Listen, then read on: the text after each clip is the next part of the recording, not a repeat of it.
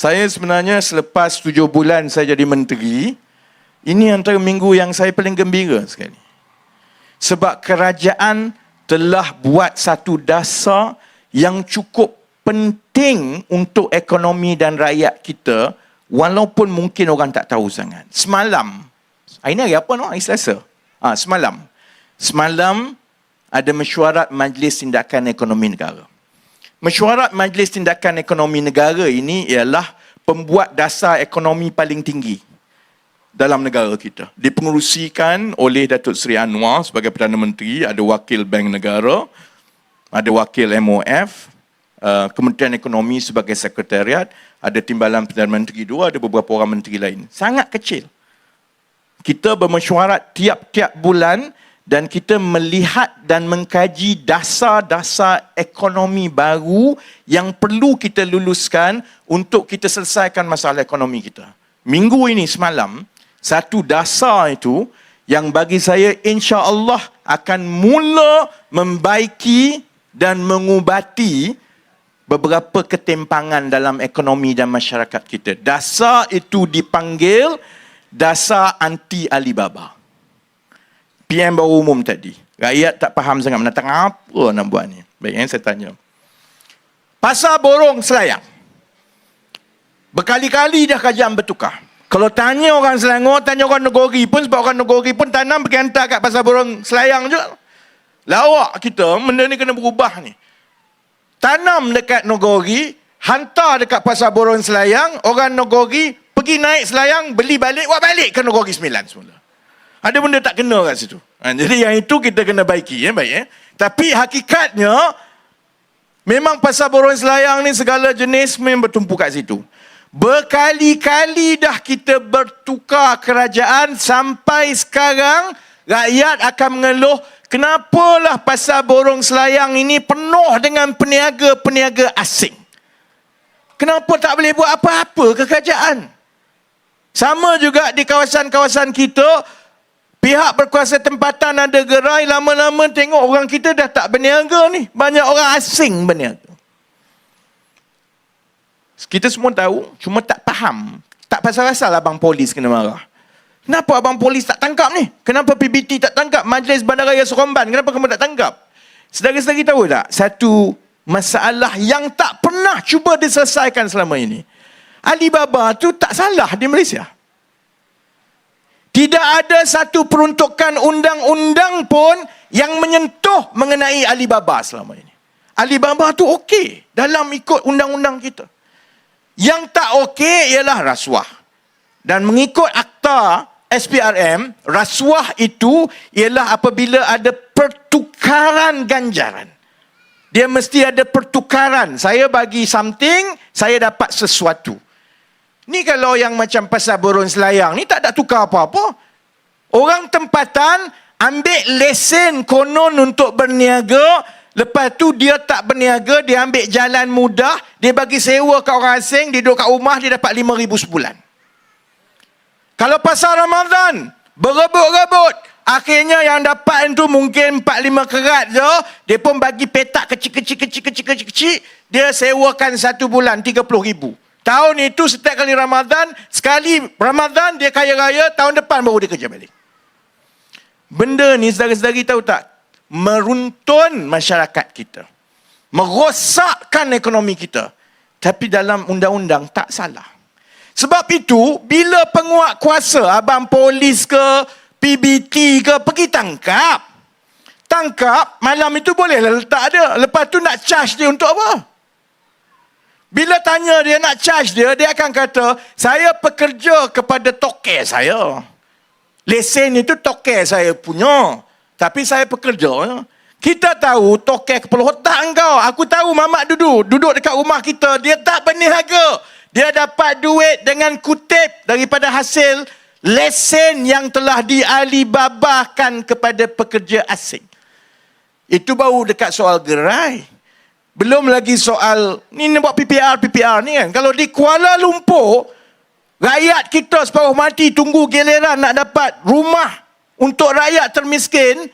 Di Kuala Lumpur, Ini laporan kerajaan sendiri ni, bukan saya reka-reka. 86% rumah itu diberikan kepada orang lain yang tak layak, termasuklah kepada orang asing. Bila nak tangkap, nak tarik balik, dia kata tak salah. Dah bagi kat saya, tak apalah saya bagi kat orang. Sebab itu saya nak tanya Muhyiddin. Soal Alibaba ni tu yang kat bawah. Yang ke atas ni kita semua sedia maklum.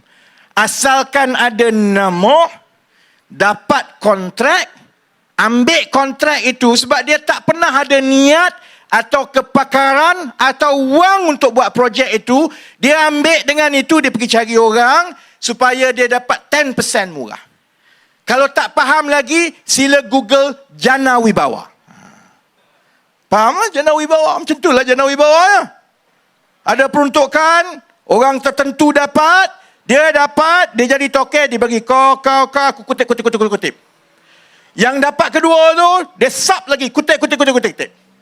Akhirnya projek tu cacat dan kerajaan terpaksa membayar berganda-ganda, yang tak ada wangnya akhirnya rakyat. Baik, kita semua sedia maklum ni, tak payah cerita pasal Alibaba.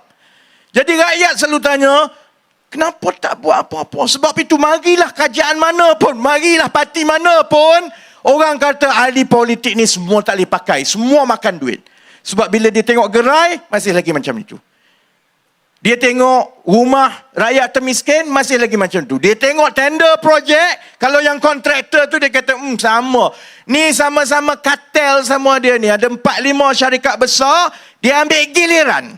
Kali ini aku letak harga sekian-sekian, kau ambil harga sekian-sekian. Kali ini aku dapat, aku bayarkan kau share macam ini. Yang satu lagi, engkau dapat, engkau masuk harga sekian-sekian, aku ambil sikit, supaya kau dapat, kau bayar kat aku. Akhirnya dia berlega sama geng dia, yang susah kat bawah ni, usahawan yang muda, kontraktor muda nak naik ni, sampai kiamat tak boleh bersaing. Kenapa marilah kerajaan mana pun, pentadbir mana, perkara ni masih lagi belum ada titik mula untuk diselesaikan? Sebahagiannya sebab dasar. Kerana dasar kita tidak ada satu pun yang menyentuh mengenai Alibaba. Tak ada. SPRM, akta rasuah itu hanyalah soal kalau kau bagi duit kat orang. Alibaba ni bukan soal bagi duit. Tu kalau kontraktor kartel 4-5 dia tak bagi duit. Dia take turns. Sebab itu, bagi saya minggu ini saya cukup gembira kerana kerajaan telah membuat keputusan dasar bahawa kita akan membuat undang-undang untuk melawan dan mengharamkan kegiatan Alibaba dalam ekonomi kita. Sebab bila ada yang ini, dia akan membantu dekat bawah. Okey, baik ya. Akan ada orang bising. Saya tahu banyak yang takkan setuju. Dia akan kata, Rafizi ni kerja dia nak cari gaduh dengan semua orang je. Saya faham bahawa ada perniagaan yang memerlukan subkon, betul. Biasalah. Kita jadi main con, ada benda kita buat, ada benda bukan kepakaran kita. Kalau kita ambil kontrak satu bangunan, kepakaran kita ialah kejuruteraan awam. Kita buatlah kejuruteraan awam. Tapi kejuruteraan mechanical, kejuruteraan electrical tu, ada firma atau syarikat lain yang ada kepakaran, boleh je subkon. Jadi dekat mana yang subkon itu mula jadi Alibaba? Dekat mana dia dikira Alibaba? Sebab itu kita akan menakrifkan sebenarnya apa itu Alibaba.